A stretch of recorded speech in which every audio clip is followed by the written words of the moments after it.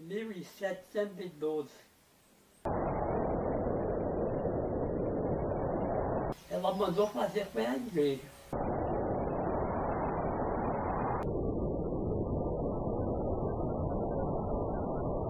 Aí enterrou, foi desenterrada. É de Almofala que vem uma das histórias mais incríveis e curiosas da história do Ceará, sendo um dos lugares mais encantadores por sua beleza misteriosa. Almofala está localizada à margem esquerda do rio Aracatimirim, a 232 quilômetros de Fortaleza. É nesse distrito que está construída a Igreja Nossa Senhora da Conceição, com uma bela arquitetura do tempo colonial. Por se tratar de uma igreja com estilo barroco raro e por sua história ao longo do tempo, de ter sido enterrada e ainda continuar erguida, é que a torna um ponto turístico, aumentando a curiosidade e despertando as visitas das pessoas em conhecer a sua origem e toda a sua história. A igreja começou a ser construída em 1702 pelas antigas missões jesuítas. De início, seria apenas uma capela de taipa, e a partir de 1708 passou a ser erguida de alvenaria, ferro e concreto, sendo concluída em 1712 por mãos de obra local. Após a execução, houveram muitas intempéries, dentre elas um soterramento por uma duna móvel. São 312 anos de existência, o que a torna mais ainda um ponto atrativo e de orgulho para o povo. Estamos aqui com o professor Clênio, né? E ele vai falar um pouquinho hoje sobre a igreja de Almofala. Bem, gente, eu sou o professor Clênio Marques, sou professor efetivo do município de Arena. Hoje eu trabalho na coordenação da nossa Universidade do Brasil. Com relação à igreja de Almofala, quando os primeiros contatos que eu tive com essa igreja, que eu lembro, foi quando eu cheguei na região, né? A gente morava em São Paulo, aí viemos para cá com 6 anos de idade, e eu fui morar exatamente na casa do meu avô, que é vizinho à igreja, que meu avô não explicou mais. E aí meus primeiros contatos com a igreja. Tempos depois houve o tombamento, a partir de 84, o Lions Clube de Acaraú, que na época a Almofala pertencia a Acaraú, os sócios lá se organizaram e conseguiram o tombamento dessa igreja. Na época era o chamado Promemória, que tombou a igreja, que hoje é o IFAM, né? E aí começou o processo de reforma da igreja. Vieram vários técnicos da UFC e fizeram um estudo para saber mais ou menos como era a igreja originalmente e conseguiram chegar o mais perto possível, né? Eu lembro bem que nessa reforma, a gente criança, correndo lá pelo meio da igreja, quando se estava tirando o piso da igreja, se tinha muitos ossos, né? Eles diziam que era da igreja, e tinha muitos ossos.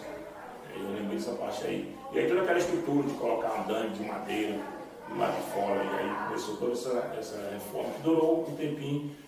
Aí no ano seguinte, 85, foi a reinauguração dessa igreja. Mas na Ilha de Si, do patrimônio, você imagina que essa igreja foi construída em 1712. Ainda estávamos na Idade Moderna, né? A Revolução Francesa foi em 1789, né? E a igreja já tinha mais de 70 anos. Você vê que é um patrimônio muito importante, que infelizmente a juventude está esquecendo, não está sabendo o quanto que ele é valorizado. No ano passado, nos 2 últimos anos, eu trabalhei lá na escola Defesa Maria Monteiro, lá em Almofala, e a gente vai desenvolver um projeto tentando valorizar esse patrimônio. E a gente percebeu que os jovens sabem muito pouco dela, mesmo passando todo dia em frente, mesmo sabem muito pouco sobre essa igreja. E a gente tentou, né, nos 2 anos, o projeto que fazia parte do Ceará Científico, né, aqui do nosso estado, a gente conseguiu lembrar, né, a comunidade escolar principalmente da importância desse patrimônio. E aí nós fizemos pesquisas, levei os meninos à escola indígena, eu consegui trabalhar, fomos na igreja, e aí a gente conseguiu durante 2 anos fazer com que esses meninos voltassem a olhar para a igreja e ver um pouco da importância para o patrimônio. Só que a importância dessa igreja ela não é só local, né? ela é regional, até bem nacional. O próprio Carlos Mundial, a gente imagina que ele escreveu uma crônica, né, um ponto, o jornal do Pará, falando dessa igreja. Nós temos ainda, com relação ao tombamento, porque foi um reconhecimento, né, do Instituto Patrimônio Nacional, essa igreja, que é estilo barroco, foi construída a mando do rei de Portugal. Existe até uma lenda de que a Dona Maria I se mandou construir a igreja, né? Só que, cronologicamente, você vai fazer uma análise da idade da Dona Maria I, não é impossível ter sido ela. Pois é, a Dona Maria, a mulher de Dom Pedro I, ela mandou fazer a igreja, nas eras de 1712.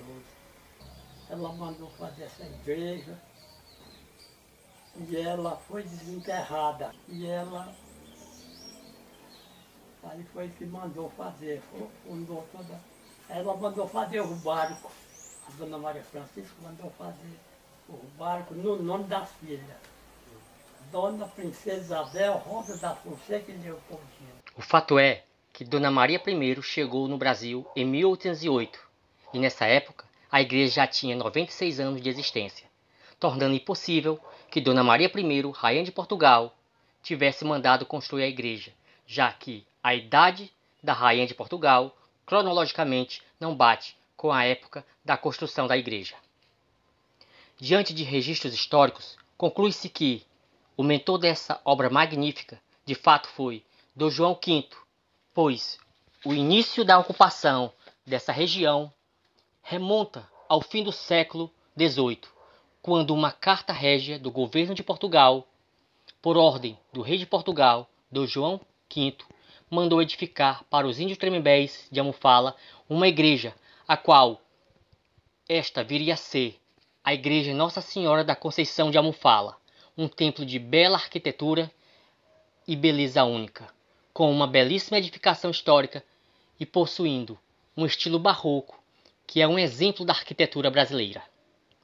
Em 8 de janeiro de 1697, Dom João V dá aos índios tremembés as terras entre a barra do rio Aracatiaçu e Aracati-Mirim. A doação da terra objetivou fixar os indígenas que vagavam pela costa dos rios e litoral, juntando-os em aldeias permanentes. Os tremembés acabaram aldeados por padres seculares no início do século XVIII, ficando conhecido como Aldeamento de Nossa Senhora da Conceição de Amufala, onde hoje é distrito do município de Itarema, Ceará. Até a própria palavra Amufala, que os antigos falam que era alma que fala, que é o termo que deu origem à palavra Amufala, mas na realidade não é bem assim. Lá mesmo em Portugal existem 3 almofalas e entende-se que alguém da região tenha vindo para cá e tenha colocado o mesmo nome, né? O nome Amufala é um nome que vem do árabe, que significa acampamento militar, e aí entende-se que essa palavra foi criada na época que os mouros ocupavam a região lá da Península Ibérica. Mas, com relação ao patrimônio, a igreja ela foi construída por conta que, na época da Contra-Reforma, existia a reforma religiosa, e a Igreja Católica iniciou a Contra-Reforma. Na época da Contra-Reforma, surgiram a Companhia de Jesus. Alguns desses padres se contiveram a vir para o mundo novo, para as Américas, para catequizar os nativos. E aqui na Amufala, como existiam os índios Tremembé, vieram alguns padres para cá, para catequizar os índios. E o que os próprios índios me contaram, né, em conversa com os professores lá na Escondida, eles disseram que os Tremembé resistiram à catequese, e quando havia essa resistência, o rei de Portugal, ou a igreja, mandava construir uma igreja na localidade, que era para mostrar lá o domínio, né, fortalecer a fé católica. Então aí a igreja foi construída como uma de resistência dos Tremembé.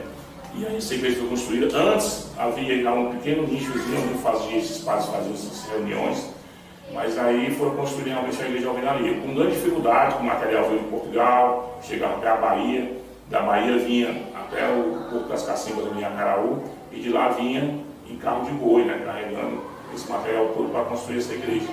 E aí ela foi realmente construída por conta dos índios.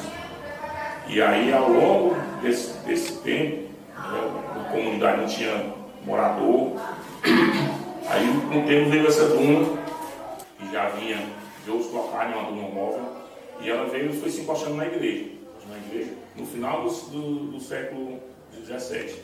veio se encostando na igreja e aí com o tempo ela tomou toda a estrutura. Quando a Duna chegou na parte de cima do telhado, o telhado caiu, cedeu, e aí encheu toda a estrutura da igreja dentro de areia, por isso que as paredes não caíram.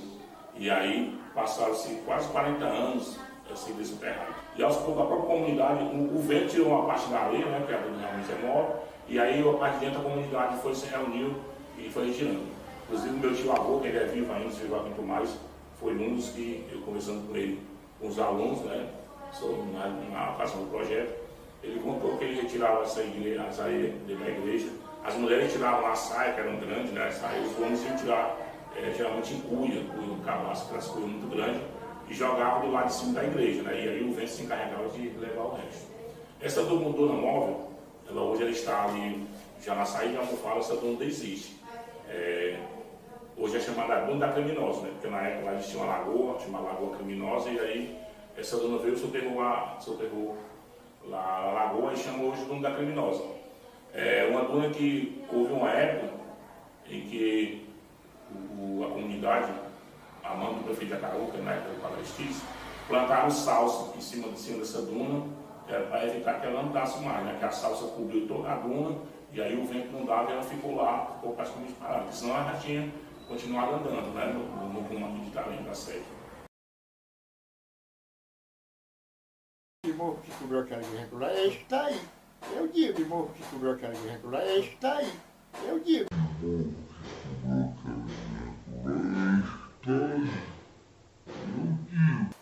Aí naquele tempo não tinha. Parecia um mané ali, o morro que tinha, este rei lá que cobriu a igreja toda prontinha. Ele passou dessa, aí quando chegou aí, ele parou, por quê? Porque aí fizeram, aí a pessoa já tinha mais experiência das coisas, né? Fizeram aqueles moinhos de moto, de ramo, de moto, fizeram as carreirinhas. Acho que era 2 metros de um para o outro, uma parcela para outra. Aí plantaram ele todinho, aí pronto. Ora, parou. Morro não é. Aí quando chegou a chuva, que morreu o chão, ora, nasceu um mato para encostar as coisas, matou o morro. O morro que cobriu aquela igreja lá, é esse que está aí. Eu digo. Outra polêmica com relação à igreja é aquele santo, cruzeiro que está em frente, né? Aquele santo, ele não faz parte, claro, da estrutura da igreja. Foi colocado tempo depois. E aí, quando houve o tombamento, o IFAM alegou que ele não fazia parte da igreja, então não podia ficar ali. Aí o santo foi retirado, foi colocado lá e foi no cemitério, ficou até caído lá uns tempos, quebrou e aí esse santo, ele colocaram ele no cemitério. A comunidade, claro, ficou meio desgostosa e fizeram lá um movimento até que o santo voltasse, né, para frente da igreja, mas hoje como se fosse parte da praça, e não mais da igreja, né? Fica no mesmo local, mas aí fica lá meio mais próximo da praça ali, como se fosse parte da praça. Então você vê, mostrando a importância dessa igreja, você imagina que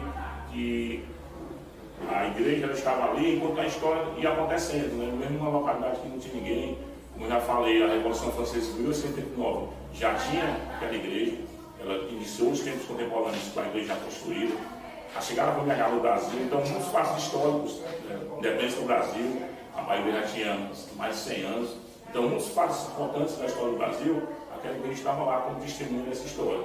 Então é bom sempre lembrar isso, porque não é comum a gente ter um patrimônio tão antigo. Na Europa até que é comum, né, se ter prédio de 1000 anos, tá? Mas aqui para nós temos um prédio que tem mais de 300 anos, é uma coisa realmente muito importante. Então, como falo, não só para quem para a localidade, mas para o Brasil todo, posso naquela igreja. E aí a nossa preocupação era que a juventude, né, também entendesse a importância desse patrimônio. Qual a importância da igreja para o povo de Almofala? O povo de Almofala é um patrimônio como faz antigo, né, que está lá já há mais de 300 anos. Ver o quanto que ela foi, né, que ela foi importante, ou que o tempo que ela contribuiu para a religiosidade e para a parte cultural do município. A igreja estilo barroco, né? Então, é uma coisa que dá a oportunidade de a gente conhecer aquele edifício arquitetônico. As imagens também vieram de Portugal, que foram as imagens bem importantes na época. Houve até um roubo dessas imagens, né? As imagens foram roubadas e aí os especialistas imaginavam que ela nunca mais iria aparecer por conta do seu valor, né? Se as pessoas que roubaram tivessem levado essas imagens para um local como Pernambuco, como Minas Gerais, que reconhece o valor disso, mas nós tínhamos notícia dela. Depois encontraram as imagens enterradas, né, com a tinta raspada, como se outra lei dizendo que as imagens eram cunhadas a ouro. As pessoas que roubaram não tinham conhecimento, rasparam as imagens com imagens de tirar o ouro da pintura. Só que a imagem em si já tinha um valor inestimável, né? Então realmente é um patrimônio importante. E hoje as imagens são protegidas lá por vidro, né? Eu lembro muito bem quando eu era criança, a gente ia brincar na igreja e a gente andava pelo meio daquelas imagens, pegava tudo. Hoje é impossível. E também hoje até assim, algo que impensável, né? A gente ter esse contato com uma peça, com um patrimônio tão importante, tão valioso, né? Na época a chave da igreja ficava na casa das pessoas. Lá na casa do meu avô era o local onde a chave ficava constantemente. Então quando chegava um visitante, era muito comum a minha avó mandar eu abrir a igreja, e aí eu lá abria para as pessoas entrarem e tal, como se fosse um guia, né? Mas hoje, claro, hoje você vê que na época se confiava tanto na comunidade que não tinha essa preocupação de roubo do patrimônio que lá existe. Você tem alguma história assim para contar da igreja? Nas lendas lá da igreja existem muitos, né? Toda essa questão do nome da cidade, dizer que Maria I quando construiu a igreja. Mas também existe uma lenda que eu era criança dizer que aquela parte de trás ali, naquela calçada de trás, existia uma passagem subterrânea, né? E a gente começava a ficar olhando na brechinha da calçada para ver se conseguia ver alguma coisa. Mas acho que é só lenda mesmo. Mas tinha lá uma passagem única que entrava por baixo da igreja. E também tinha a lenda que as pessoas achavam que as imagens tinham ouro dentro, né? Porque era comum naquele tempo lá no ouro preto. Existia aqueles santo palco, né? Se traficava o ouro dentro das imagens. E aí imaginavam que as minhas imagens lá também tivessem esse ouro. As passagens secretas eram muito utilizadas pelos povos antigos, reis e rainhas. A entrada é quase sempre escondida, geralmente com uma entrada oculta semelhante na extremidade oposta. Muitas são instaladas no momento da construção, sendo usadas por famílias reais como rota de fuga. Durante os tempos de perseguição religiosa, as passagens secretas serviam para praticar a religião com segurança, ou para esconder membros do clero, bem como esconder indivíduos, desde escravos e senhores. Mas existiu ou ainda existirá realmente uma passagem secreta, escondida em algum compartimento da igreja, que dava acesso a um túnel oculto, levando às margens do rio Aracati-Mirim, ou mesmo ao mar? Pois é, eu sou o Valci, sou responsável pela limpeza da igreja e também por receber os turistas e o pessoal que vem de fora, os visitantes. E aí, falando sobre a Almofala, a gente tem vestígios que a religião de Almofala começou nos anos de 1602, época que os primeiros padres passaram por aqui. O padre João Tavares deu início a um trabalho de catequese aqui em Almofala. Aí, com a chegada dele aqui, ele construiu a igrejinha de taipa, coberta de palha, às margens do rio Aracati-Mirim.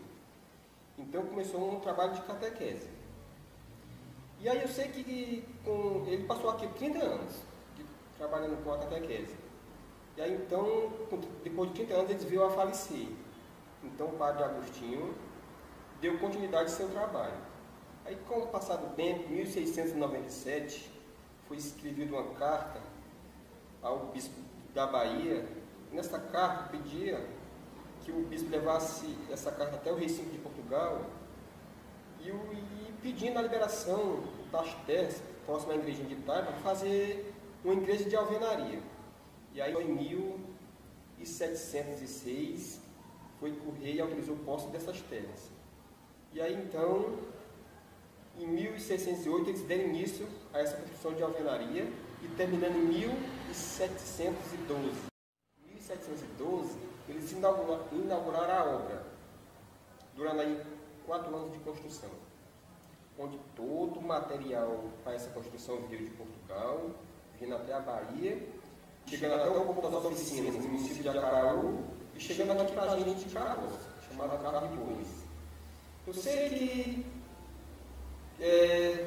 em 1612 eles inauguraram, e aí então deram continuidade ao trabalho de catequese. Então, nos anos 1766, foi criada a primeira paróquia daqui. onde pertencia a Olinda. E aí, então, o trabalho continuou, o trabalho da catequese. Quando, nos anos de 1832, foi criada a paróquia de Jacaraú, então aqui perdeu, aqui foi extinto, a paróquia daqui. Então, aqui pertencia a Jacaraú também, e a Sobral, então foi extinto. Quando, nos anos de 1828, aqui foi elevada a paróquia de novo, novamente. Quando, nos anos de 1897, que ao lado das Tirunas, era um descampinado solo e tinha facilidade para essa dona avançar. E aí então veio o cerramento da igreja, onde nessa época Padre Antônio Mais, que era ligado a Jacaraú, aqui também pertencia a Jacaraú e a diocese de Sobral. Então Padre Antônio Mais foi nomeado para coadjutor dessa freguesia. Então, em 1897, como eu já falei, veio o cerramento. Durou mais 9 anos para ela ser soterrada ao todo. E aí então, quando nos anos 1899, a capelinha já estava quase que coberta. Então, para tanto mais, veio 4h30 da manhã, tirou as 5 imagens, hoje só se encontram 3 mais 08, mais 05, 2 se encontram em Sobral, e as outras 3 continuam. Então ele levou para Itarema, quando a igreja começou a ser soterrada, ele levou as 3 imagens para Itarema. Só depois de 45 anos que a igreja passou soterrada, em 43, foi que ele trouxe para cá novamente.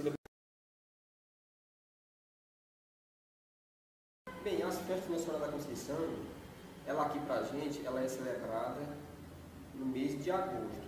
Sabendo que Nossa Senhora da Conceição é dezembro, dia 8. Mas por ser uma tradição muito antiga, o pessoal não concordou ela ser celebrada em dezembro. Então aqui a gente celebra no mês de agosto, de 5 a 15.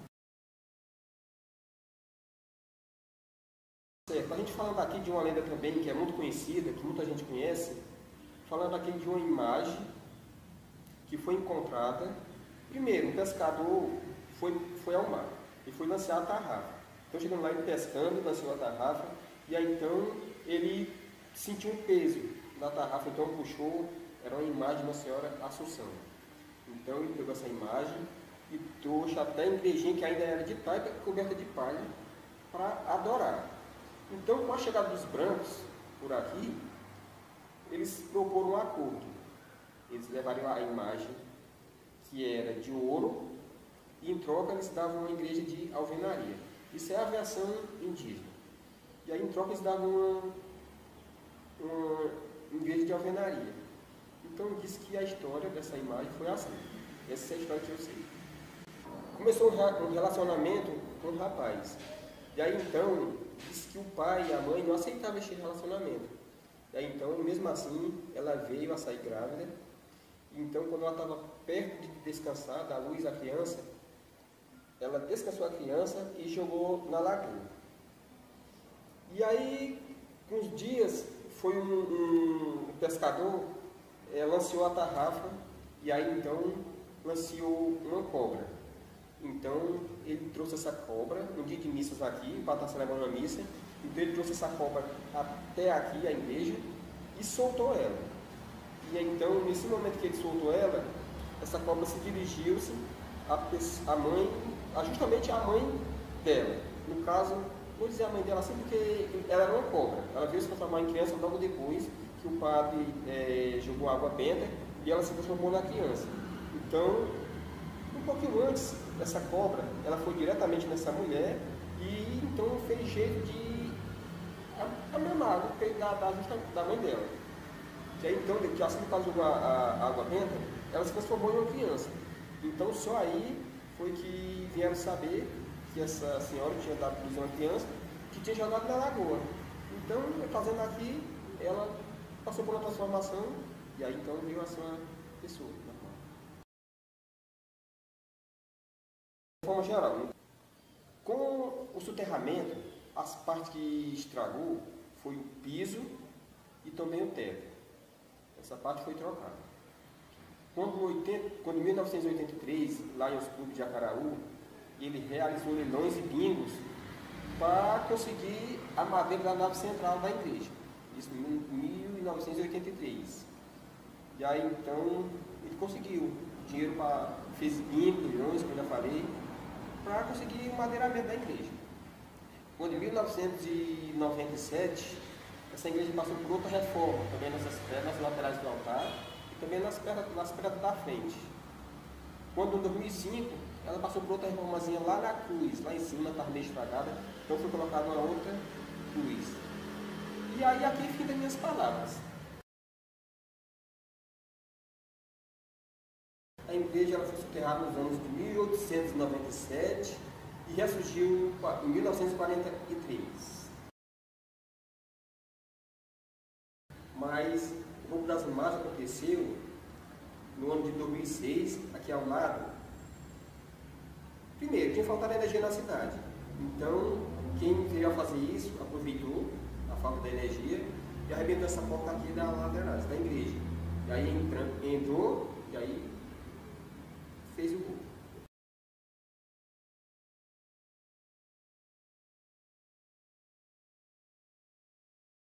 Ia falar que o morro estava cobrindo. Cobriu mesmo. Ficou só aquela torrinha lá em cima. Cobriu, foi para o bode pular por cima. E aí o vento levou o caixete cair. Aí, veio lá, que ali estava entupido, né? Aí eles começaram a tirar o material de cima, o teto. Tirar aquelas teias, aquelas madeiras. Aí ficou o reto passou, o morro passou, aí ficou só a igreja cheia de areia, né? Aí foi a areia que eles tiraram de dentro do povo. Aí o reino estava dentro da não parar nas paredes, aí não podia o reino não tirar. Aí essa terra aí o povo tiraram toda nas cuias. Eu nunca fui não, mas vamos passar lá em casa, outros se arrumar caramba, tiraram lá e as cuias. Naquele tempo, bacia de alumínio era, ninguém sabia onde tinha. Mas levavam, saiu 4 horas da manhã, saiu cedo. Foi lá e as cuiaram. Lá tiraram as cuias e botaram lá fora. Lá fora, no campo aí o vento levava. Daquela cobra que o homem mandou mandou uma pessoa dar um lanche lá na lagoa. Botaram lá, aí o que trouxesse, saísse, ele não se espantasse, trouxesse. Aí chegou lá, deu um lanche, traçou uma cobra lá. Ele arrancou por ali, mas levou por ali, aí ele sacou e levou lá para a igreja. Aí chegou lá, soltou, e ela acaba saindo andando. Aí ele disse que o senhor que mandou o lanche, aí já assim, a pessoa que estava lá, a mãe da criatura que tinha se virado na cobra, o feto, né? Aí ele, e aí todo mundo certo que tinha para colher a cobra dentro. Aí chegou lá no pé da moça que ia botar o menino lá, despachar, rebolar lá. Aí lá o chefe falou, ela botou as coisas para trás, desde de mamar o filho dela. E essa história, não sei se aconteceu aqui e lá, só sei que contava daqui, tinha sido aqui e contava que tinha sido no Acaraú. Aquela do Acaraú, não sei onde foi. Eu escutei, não se contaram essa história. Só no fim foi assistir a... Eu sei que um buraco danado carrega tirando a areia, botando por fora. Nós tirávamos de dentro da igreja e botávamos por lá de fora e o vento tirava, carregando isso embora. Até que nós desenterramos. As igrejas foram mães e tiraram a linha do mãe e ajeitaram, arranjou por aí um dono e ajeitaram ela. Andaram com ela escorada, aquela que caiu na parede, eles escoraram ela, cada um. Eu sei que ela não caiu não. A minha mãe levava na saia e o meu pai levava numa saca mais outra, feito uma parriola. nós tiramos. Esse morro passou, o primeiro morro passou. A igreja Nossa Senhora da Conceição em Almofala teve quase meio século inteiramente coberta pela areia. Um dia, no início dos anos de 1940, começou a aflorar vagarosamente. Daquele imenso areal, sua única e bela torre voltou a ressurgir. Assim, a igreja sepultada durante tanto tempo resistira. E em 1943, o sino de bronze voltou a badalar e foi celebrada a primeira missa em regozijo à sua ressurreição. E em 18 de abril de 1980, a igreja de Almofala foi reconhecida como monumento nacional e recuperada pelo IPHAN em 1948. Essa belíssima igreja permaneceu como um testemunho impressionante da história e da perseverança daqueles que construíram e dos que lutaram para preservá-la.